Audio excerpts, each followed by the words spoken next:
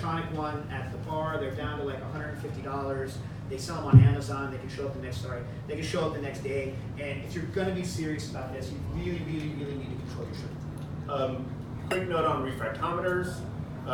If you're going to be buying them, there are many different ranges of bricks that they look at. So, for example, if you're looking at like a winemaker's refractometer, winemakers, what they're doing is they're going out into the vineyard and they're testing the amount of sugar in grapes. That's a very small amount of sugar. There are honey refractometers where they're only testing honey. So that's going to be in the more than 50% sugar range. So often, as a bartender, you order the wrong refractometer and it'll literally exactly miss the range of sugars you want. Because as a bartender, mostly you want 50%. You want 1-to-1 simple syrup, right? So a fruit refractometer will not go high enough for you to get to 50%. 32. They stop at 32. And a honey refractometer won't go low enough for you to get to 50%. So there is a refractometer that you can buy on Amazon. It costs about $100. You want something that can go from 0 to 85%. Because most things you're going to make are going to be between that 50% sugar range. So maybe this is off and you want to raise it to 50%. Or it's the 2-to-1, which is 66%. You're going to take something like honey and maple syrup, things that are a little bit higher, and you want to bring it down closer to that between 50 and 66% bricks. So find a refractometer that can go from 0 to 85. They make ones that are about the size of your cell phone that cost $600. Unless you have a lot of money and you are like out in the field and you need to fit in your pocket, don't buy that one. Buy the one that's like this big that costs like, less than $150 because it's just going to sit at your bar. You never have to carry it around unless you're like us and you go on the road doing this. They will break if you gorilla them, so. Yes. Also, next thing, as I said before, but I'll say it one more time, in non-alcs, you can actually use a refractometer on batch, which you cannot do in cocktails, in alcoholic cocktails. In non-alcoholic cocktails, you can definitely use your refractometer on batch. In fact, when you have ingredients that aren't standard, sometimes, I sit there with my phone. If you ever see me at one of these things, I'm not texting anyone because I don't do that. I'm on a calculator figuring out like how much water or sugar I need to add. But with a refractometer, it's real easy to just test. And you can test the first part of that statement in that if you text him, he will not text you back. So. True. It's testable. Just real quick also to clarify your point, a refractometer, what it's doing is it's looking at the refraction index. That's how much light is bent by the thing that it's going through. So the reason why you can't do alcohol and sugar is that sugar bends the light at a very consistent way. So if you look at the angle of the bend, you can say, oh, this has this much sugar. Alcohol also bends it in a different way. Alcohol also has this weird thing where it bends it in a certain way going from 0 to a certain point, and then it bends the other direction after that point. So you can't use a refractometer to measure alcohol unless you already know that it's between a certain range. Also, temperature makes a difference. It's very complicated. For your purposes, you're going to do everything at room temperature. Don't worry about the temperature part too much. But you cannot use it to measure alcohol and sugar. Just never try to use it for alcohol. It's going to be wrong. Yeah, I'll die happy if I never have someone try to use a refractometer on a liqueur again. That's it. That's it. That's all I need out of it. And that's why you'll die unhappy. So this is our batch recipe for the stingless because we make the sugar, water, glycerin, all that part. And then what we do is at service, we add a little bit of clarified lime juice that gives it the acidity and the punch that you need. We don't add it ahead of time because that goes bad. The melatonin. Oh, another note. Remember, your non-alcs don't have as long of a shelf life once they're made because they don't have the protection of alcohol against yeast action, and so they will ferment even in the fridge because they're being stored not at 50 bricks typically. Well, let's talk about this. Why I find that our non-alc drinks, the ones we've come up with so far, we're not storing them at extreme high concentrations and then making them like normal like bar cocktails and serving them, because in general we're using larger quantities of the product, so you couldn't get it once it's diluted, then it wouldn't taste right. There's almost no water in Melipona there is, but in serendipity there's no water. You know what I mean? So you have to store it at its finished dilution. Another thing is that we're adding lots of kind of micro ingredients to it, which I'll just talk about in the next thing, but glycerin is one. You guys have glycerin in front of you somewhere. Don't drink this. You can see how viscous this is. You can't add this stuff on a drink per drink basis because you can't get it integrated into the drink accurately. You could make a glycerin syrup. In fact, we have one that we call Glimple, which is like just glycerin simple syrup, which you should keep some Glimple around. But when you're making straight cocktails, it's very hard to include, so we do it in batch mode.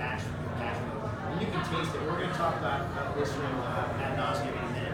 Right now. So, again, the challenge we set for ourselves is to make a non-alcoholic drink that drinks like an alcoholic drink.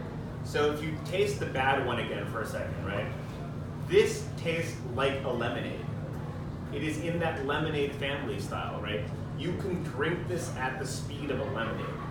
And then if you taste the good, there's something different about it. What is it? It's texture. It's a little bit more complicated than that, but that's the simple answer. It not only changes the way that you perceive acidity and sugar, but it has that feel across your mouth. So you're no longer drinking this like a lemonade. This is drinking more like a highball. I made it maybe a little bit, because honey inherently tastes like sweet. Anyway, but the only difference between the two is that we added glycerin. They're literally the same batch. We made the entire batch, we split it into two, we added glycerin. And glycerin is really, glycerol for you, technically, we call it glycerin. Not the same, let's talk about it for a second. Glycerol is a polyol, right? It is not a sugar, right? You taste it, it tastes sweet. It is not sugar, right? It is a polyol, free alcohol. It has no crunk properties. It is not alcohol. It is safe to use in a non-alcoholic drink. It is, it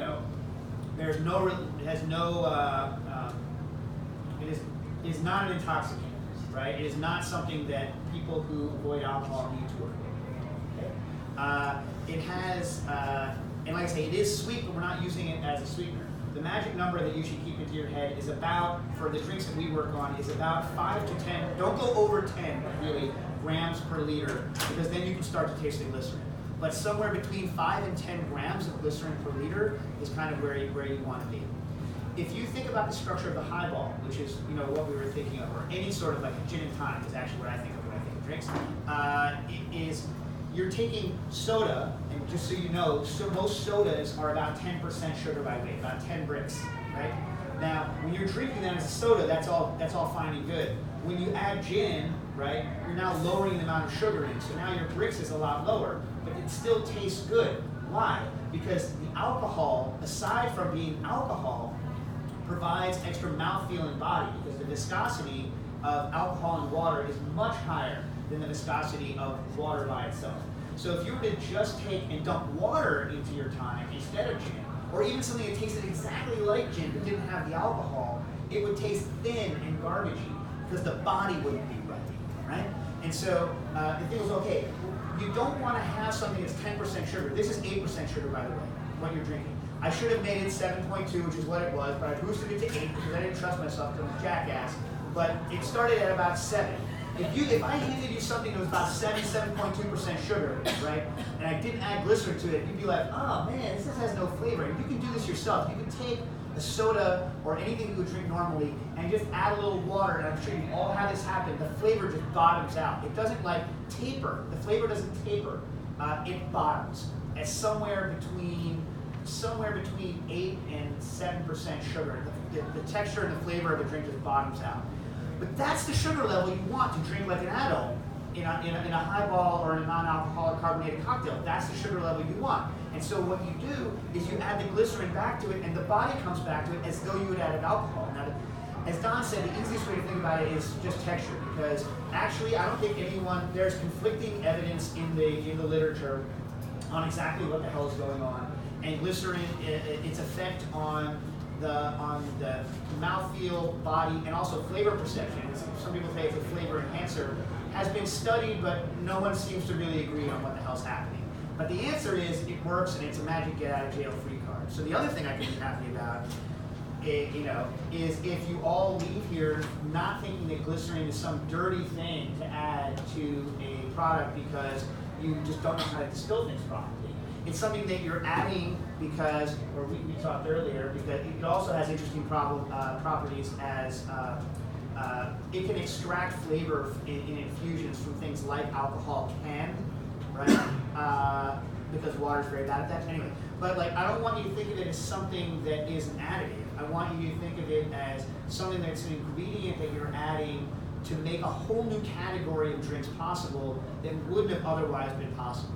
And glycerin's gotten a bad, so we did an event yesterday, Bobby and I did, for Fever Tree, and Bobby's like, right, you were mad at first. Because they put not that, but they actually wrote glycerin on the menu. We sent them the recipe, and on the menu they printed glycerin, which we never write on our menus. But in the context of Tales of the Cocktail, I thought it was really, really good because people were like, glycerin, what the hell? You know what I mean? And then we had to have the conversation with a bunch of people, like why we add it, what it does.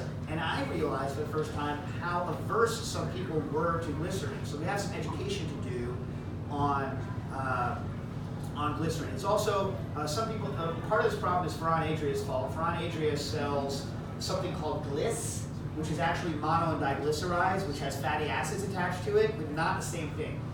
Glycerin is the backbone, so of like a fat, a triglyceride, like a fat molecule, is glycerin, glycerol, and then 3 fatty acids, right? That's what glycerin actually is, right? Not a sugar. It's actually the backbone of a fat molecule.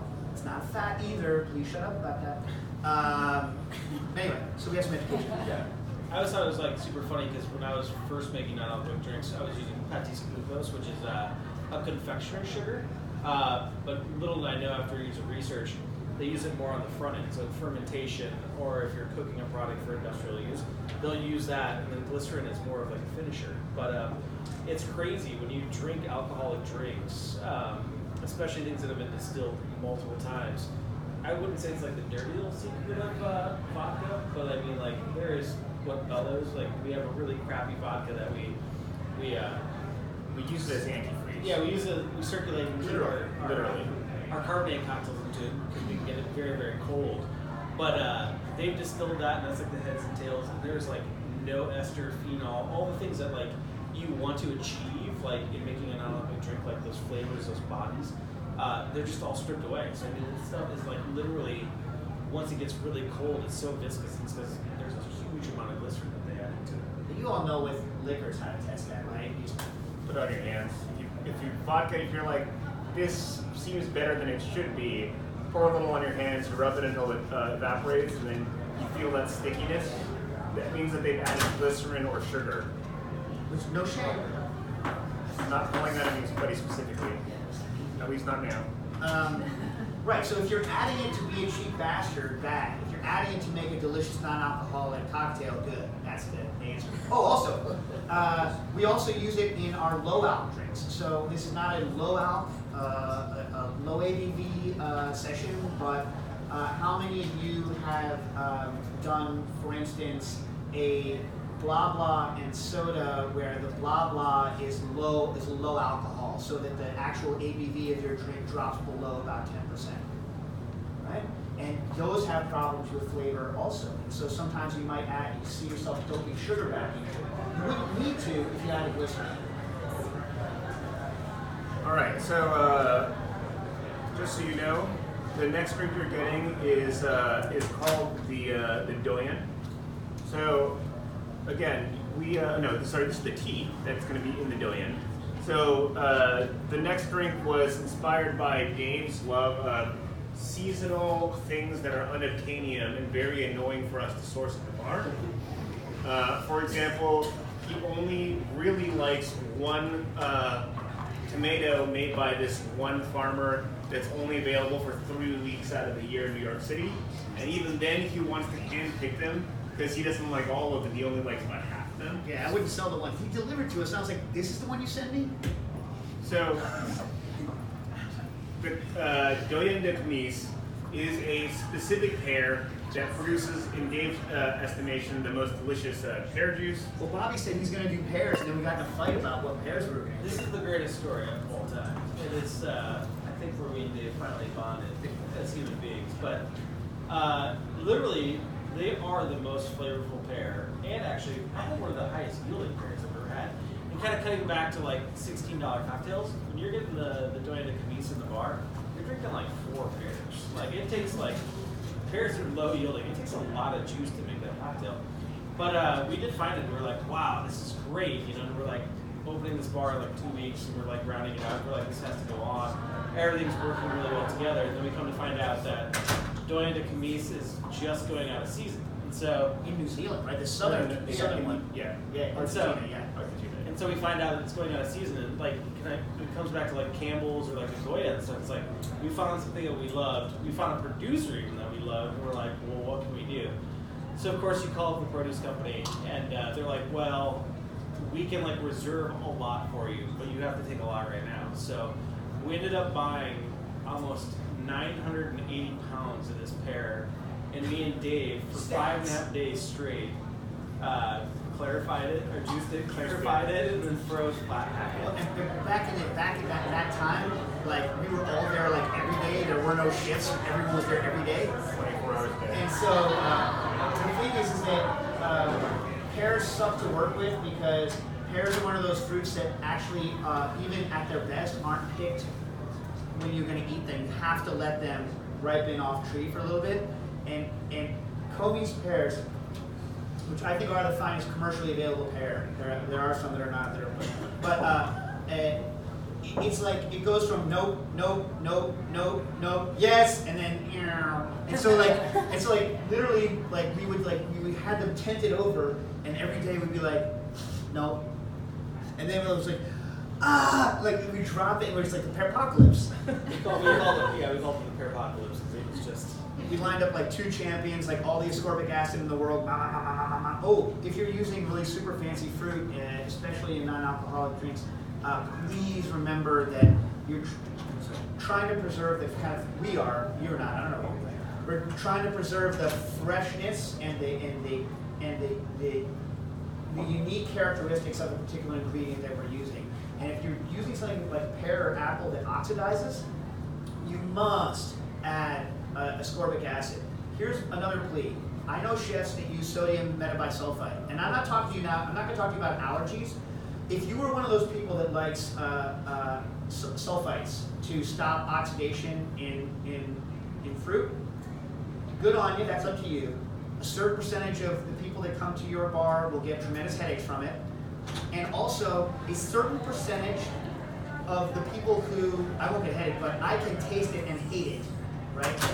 There are certain people who have very good palates for many things, but not for sulfites. And when you over-sulfite something, that a lot of people will be able to taste it, even if you can't. So this is my plea for you to use ascorbic acid as your antioxidant instead of sulfites. That's just what I'm going to say. Ascorbic acid is also known as vitamin C. You can buy it in powder at any like vitamin shop, GNC, health food store. It's literally everywhere. You can buy it in 5-kilo boxes on Amazon. It's super cheap, and it's also one of those things that like it's very difficult to use too much of it, unless one of our prep guys used way too much for once. But it's you literally just spoonful sprinkle on cut pears, juice, and you're gonna be fine. It's like you should someday, if you've never done it, you should juice an apple or a pear with ascorbic acid and without ascorbic acid, and then just wait a couple of hours and then taste the difference. Like 10 minutes. You'll see it immediately, the browning, especially if you're using a centrifugal juicer. That just adds so much air to it. It immediately oxidizes. So, as Bobby was saying, we missed the season for the Comey's pear when we first opened right around this time last year. So this year we're going to do this seminar. We bought all these pears in advance. We juiced it all, had it all frozen, ready to go. We forgot to tell our prep guy, so we turned it all into the cocktail. So our plan was to bring you a taste of this most delicious juice. We don't have any for you, sorry. We tried to get more last week, but the season's over. The season's over, yeah. So it happened again. So the plan originally was that you were supposed to have the pear juice and be like, delicious pear juice. So instead, I'm sure at some point you've all had like Martinelli's, like apple juice. Like imagine something like that, but more delicious than pear, okay? Imagine that. You're like, okay, I know what drinking juice is like, but again, our challenge is it must drink like an alcoholic drink. So how do you turn juice into something that drinks like alcohol? So one of the things is you need to temper that just sugar bombness of it. You know, again, if you think of like apple juice as an example of something you've all had, clarified apple juice. Like the reason why I say Martinelli's is it is a clarified apple juice. Unfortunately, it's oxidized, which is why it's brown. If anyone from Martinelli's is listening, please add ascorbic acid to your apple juice. Just saying. I've only seen one person do it. But how can you dry it out? And so the answer that Bobby, our non-alc genius, came up with was to use a tea, but not tea, the tea plant, but a Saison that is called Mount Olympus tea, because it comes from Greece. It is in the sage family. You have a little bit in front of you so you can see what it's like. And the cocktail which you're receiving now in its full form there's again no water added to this. This is why it's so expensive, and the most expensive things on our menu cost more than the most expensive mezcal we put into our cocktails. And we've got a couple of $40 cocktails on the menu using crazy mezcals. It is pure pear juice plus a very small amount of this tea, which the tea you have as well. This is hot water and the herb. We use Dave Arnold's patented rapid infusion technique, which we can get into if you'd like. But it is a cold infusion of the tea into the juice. So you have the juice tempered by the tannins and that kind of like sagey, herbaceousness from the tea. And then to that, we add another Dave Arnold invention, champagne acid. So, Dave. Grapes that have gone through standard acids in grapes are malic acid and tartaric acid, right? Malic acid is that appley, kind of green appley hit. It tends to be rather sharp, but also has kind of a long burn. It's nice. I like it. So it's the acid of Krug, if you like Krug. Yeah, that Krugy apple taste, that green apple Kruginess, because it doesn't go through malolactic fermentation. The malic acid gets converted to lactic acid. Lactic acid in a champagne also makes the bubbles more because lactic acid has some foaming properties to it. But also, that's a technical term. Yeah, but when you taste it on its own, it's kind of nasty because you're like, oh, that's like sauerkraut pickled acid, and it is. But when you do a mixture of tartaric and lactic acid together, that's the acid base that you would get in a kind of classic champagne, hence the term champagne acid. And we use it where we don't want things to go citrus. Bobby was like, well, because originally I told Bobby, we're just going to add water to this pear juice, knock the sugar down, and glitz the hell out of it. And he was like, no. You know what I mean? Yeah, to go back to like just the tea in general, like I used to make so many different non-alcoholic things. So just like over the years, just finding so many different things like tea stains. I mean, I could give you a list. And the funny thing is that really poor wine, you can just straight up buy tannins. You can like just buy tannin to add to things if you want. But how do you dry things out by not cheating like that? You go through a bunch of different dried herbs. You find out it's like black walnut is like red wine tannin, what can you add for terroir, herbaceousness? When I drink sparkling white wine, I get floral notes in certain spots. So this was kind of an idea for it, but like tea is kind of that really cool answer that solves a lot of problems. And when I knew I'd kind of been like validated is I was watching this presentation by a famous distiller named Desmond Payne that makes Beefeater gin. And so he made Plymouth gin for 25 years, and then he made Beefeater for another 25 years. And finally they were like, Desmond, you can make your own gin now. We are giving you license to make your own. And so he made Beefeater 24. And what did he do? Did he add 25 botanicals? He goes, I wanted to make this really complex gin that had a little bit more tannin and it was a little more bright. So I thought in my brain for 2 to 3 years, and what I did is I added grapefruit and green tea. And that was like a 20-minute conversation about like those two ingredients. But the idea is that green tea is floral in its characteristics too, but it has that bright tannin. You know, you're not going to drown out the other flavors, and it works really well. I mean, lemon's a huge proponent in Beefeater, but how do you make something a little bit more tropical and bridge other flavors? And grapefruit was that other answer. So when you're looking for things to, you know, take away sweetness or add body or add like that characteristic, it doesn't even need to necessarily be in a large quantity, but sometimes adding tisanes, caffeinated teas, herbs that you can find like are a really, really great answer. Oh, I don't think we actually said this, which we should have, right? First drink was, what would it be like to create a non-alcoholic drink that drinks like an old-fashioned? The second one was, what would it be like to create a non-alcoholic drink that drinks like a blah blah and tonic or any sort of like highball, any sort of drink, not highball because I was talking about sugar, you know what I'm saying.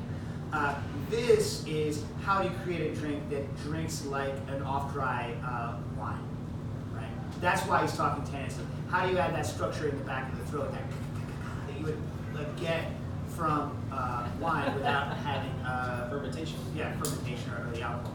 And he's the genius of that, of like picking that particular flavor. It's going to be an adjunct. It's not going to ride over the top of the pear, right? But it's going to bring it into something that, oh, if this, I'm drinking something that has spent some time somewhere, or I'm drinking something that has a little bit of complexity in the back that you don't get just by juicing the fruit. And I think that's the challenge. I think it's one of our most successful drinks, I think, in terms of hitting something we wanted to hit.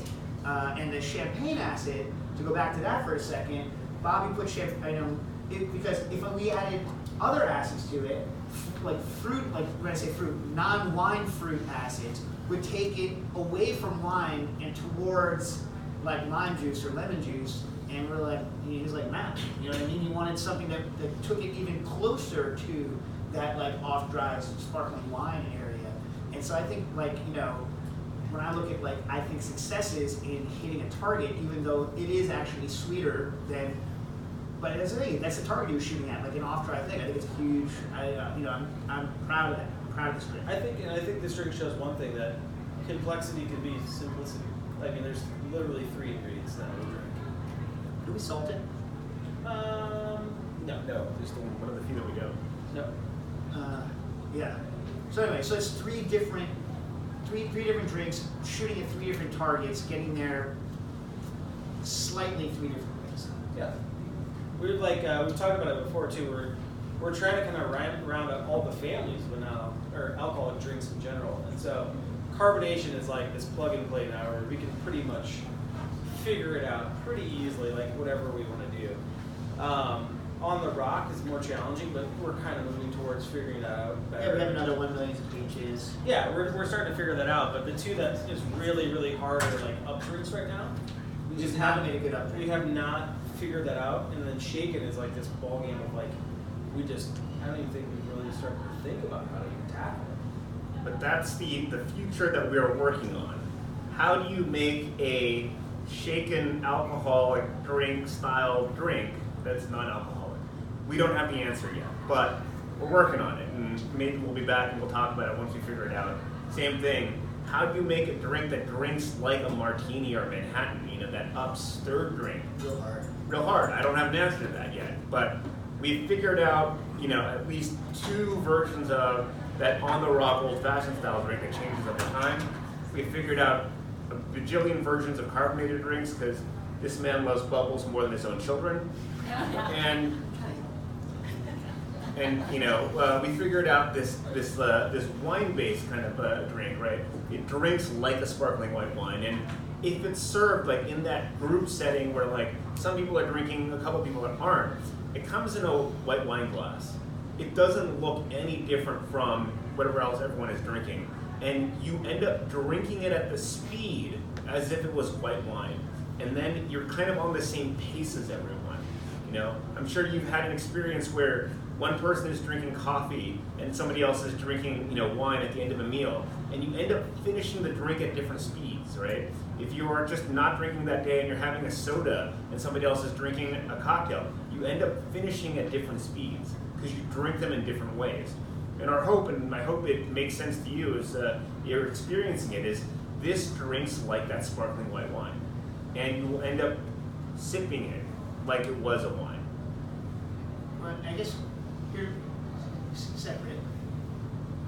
Like I've talked to other people. I think some people feel a little bit weird that, for instance, Bobby was like, well, we juiced like all of these pallets of pears and then froze the stuff down. Well, like whether you like what we're doing or not, we believe that making a non-alcoholic drink in this way, trying to hit these targets, is very difficult, and would be extremely difficult to just make something day of, serve it day of, and throw it away. Not feasible, right? And so, if someone was trying to make a good spirit, you wouldn't say, well, make me 3 ounces of that today, and then make me another 3 ounces of that shit fresh tomorrow. You know what I mean? It's like, so when you're working on these things, I think you shouldn't feel ashamed of batching big and freezing down. And you also shouldn't batch up and keep in your fridge, because these non-alcoholic drinks are not preserved. You could preserve them, you could pasteurize them, and you're killing the freshness. You could add like sorbates and other things to it to stop yeast from growing, and then you're adding that stuff to it. In general, and Bobby doesn't like what freezing does to certain drinks. He thinks it changes it. We'll have a side-by someday. Yeah, I mean, some things I think deteriorate a little bit, and that's only on structure, like what that is. But to be quite honest, like I've become more and more of a fan of a lot of it. I just don't like sometimes when we, like the dippity doesn't really necessarily freeze down as well as like, because it's already a combination of two things. Yeah. Inside dippity. But no, I mean like, there's this whole world of thinking that freezing is a bad thing. Unfortunately, like the day of the world it is today, like everything is frozen. I mean, you think that you're eating that omakase meal that's $480, and that tuna is flash frozen right on the boat. If I had, it's like, it's better if it's frozen. If I had to keep a bunch of Comey's pears in-house, so that like our freaking avocados, and I'm only using the one that's good today, and then juice that, then throw all the rest of them away, and then only sell it, then I'd have to charge you what, like $50 for one? You know what I mean? It would only be available like 3 weeks a year? It's just not, doesn't make any sense. So the stuff doesn't last a long time. We store them in bottle units, and we freeze them, and then we thaw out a couple of days worth, and then they're only ever a couple of days thawed. Try not to keep refreezing it, thawing, refreezing, because that probably, it doesn't have a textural effect, but it's got to do something. Again, I've never done the side-by-side, but just avoid doing it. Very important too, like something to think about with freezing. If you do not clarify and you freeze, most likely when you thaw, like you'll have separation. I don't know if you want separation or not, but most of the time, like you'll have to rack off a bunch of solids.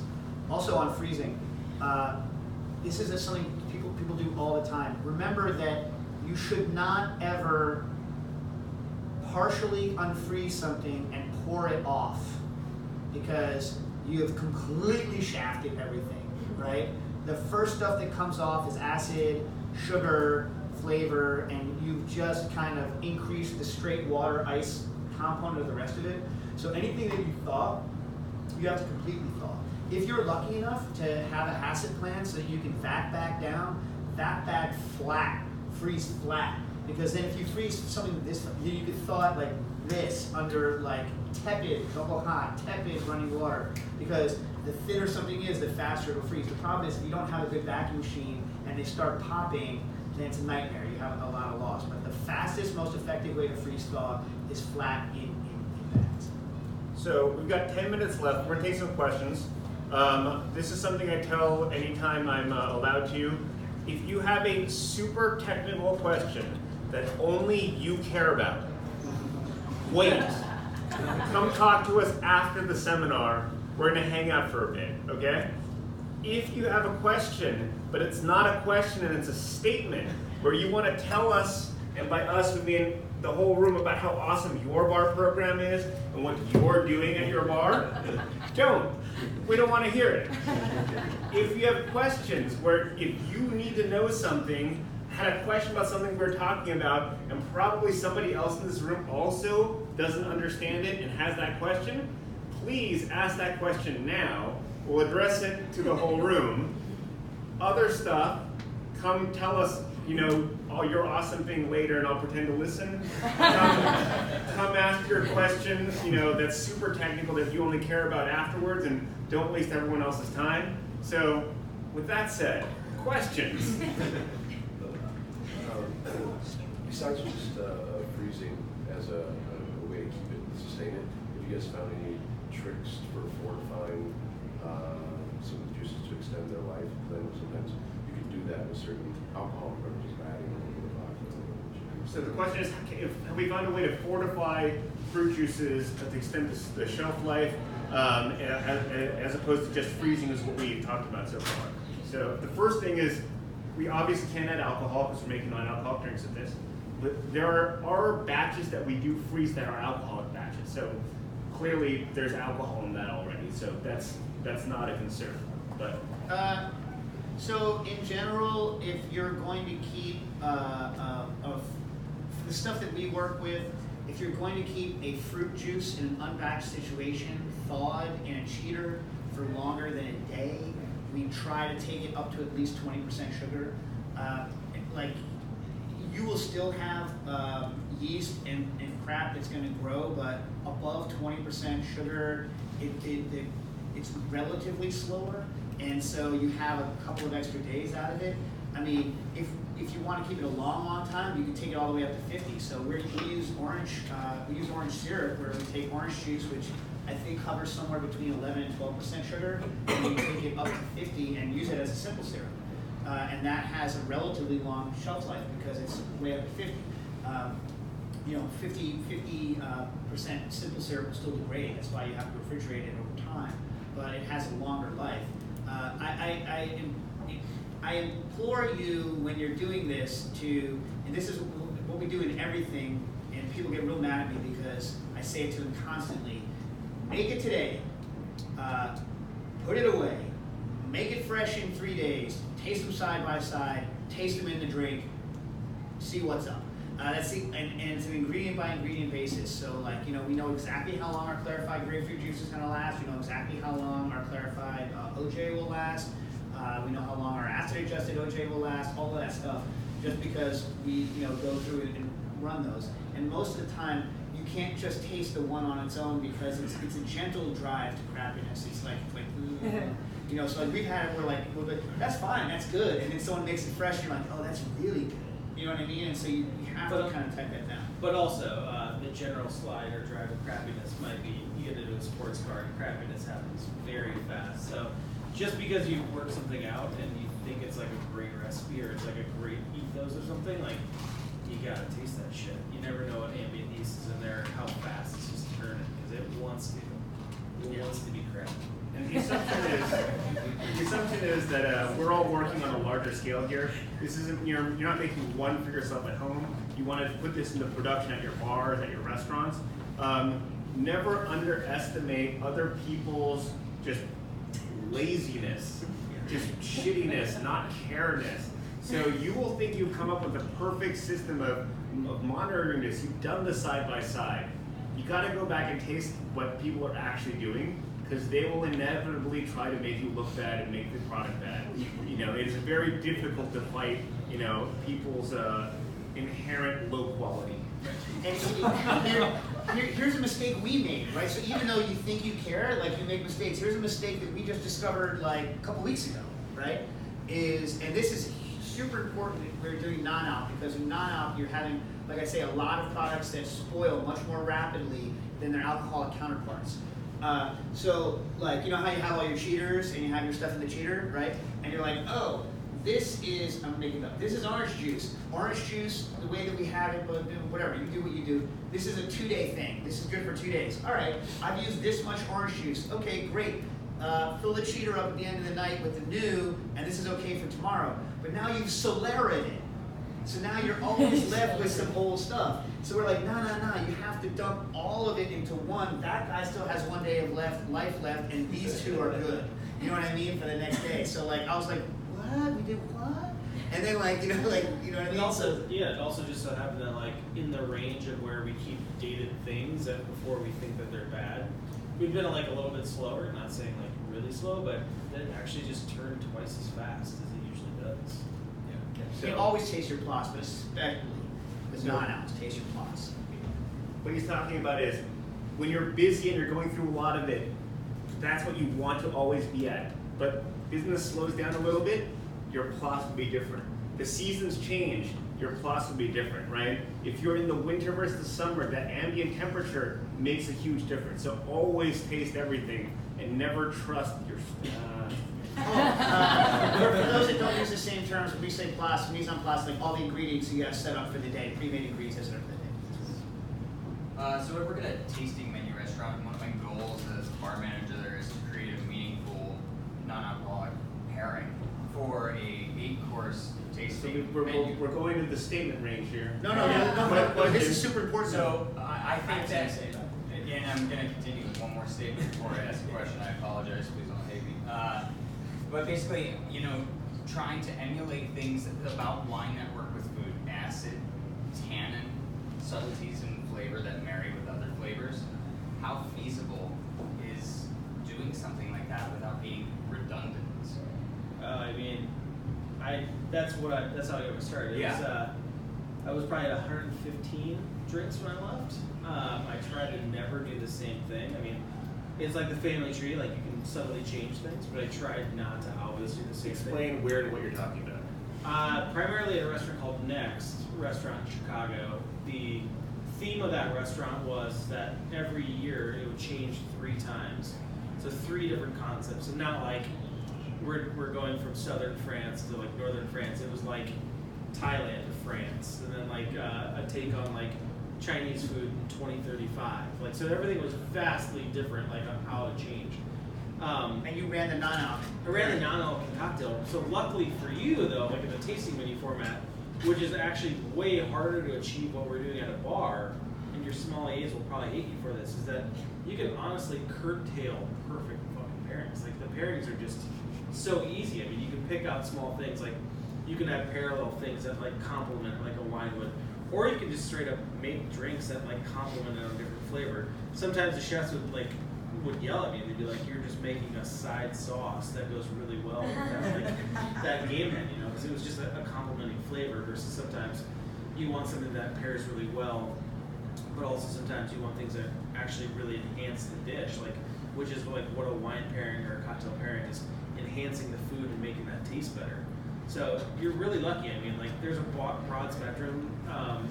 Shoot me a message. Like I can give you some like framework on doing things, because making fake wines is quite honestly like very easy to do. But like another thing that I learned after like about 2 years, like you know, just making fake wines is like kind of an easy thing to do, and people aren't obviously necessarily like interested in like just drinking fake Cabernet.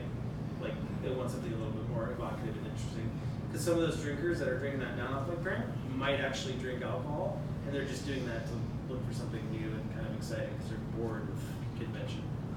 So I'm super glad the subject came up, and we should have spoken about it before. Most of the early fights that Bobby and I got into were kind of philosophical differences about, and we didn't really fight, so more discussions, very loud discussions, is because I was learning from him kind of what he was doing at Next, and then trying to parse in my head the difference between a non-alcoholic pairing with a menu versus a non-alcoholic cocktail at a bar, right? So a non-alcoholic pairing at a menu is something that you're having one of, typically small, because it's going with every course, matched to a course, and so he got the flex of all of his creative muscles, all of his like all of his kind of taste ideas, and you could go a little further afield in a tasting menu concept. And, you know, I used to know this too, and I used to do pairings when I was at the French Culinary Institute, and, you know, it's like little pairings, do what I want. But like we would talk about, well, would someone drink a giant one of these and then order another one? I think it's a different problem. It's a completely different problem.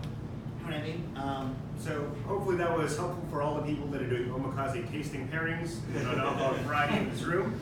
Unfortunately, we are at time. I would use this moment to do the Gen Z, please like, subscribe, smash that bell button on the bottom of the YouTube. There is an unofficial contest that if you do not know about exists. You're gonna be asked to rate every seminar in the Tails app. That is how they determine the Best Presenter Award. So we would like to win that award someday, maybe not this seminar, some other, but you know, I think we can get a high percentage given the small amount of people in this room if you all rate our seminar, please. If you like this seminar, if you like seminars like this, please give feedback to Tales of the Cocktail. As you know, it's under new management. They are listening to what you're saying. There is an entire educational committee that is going to read all the comments you put into the app. So please rate our seminar kindly. If you liked it, if you don't rate it at all. And if you would like to follow up with some more questions, here's where you can add us on all the social media. So thank you very much. We're going to hang out for a second in here, but then we're going to step outside because they need to clear this room for the next seminar. Thank you all.